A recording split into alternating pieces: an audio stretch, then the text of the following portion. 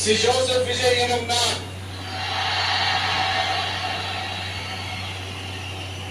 தமிழ்நாட்டு அரசின் முதலமைச்சர் என்ற முறையில் எனது கவனத்திற்குள்ளாவதும்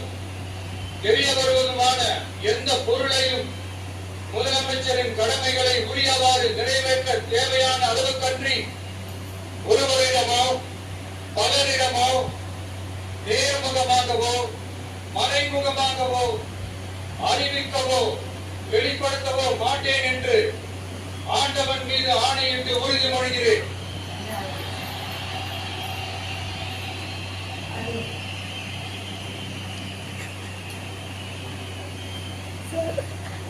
அப்பா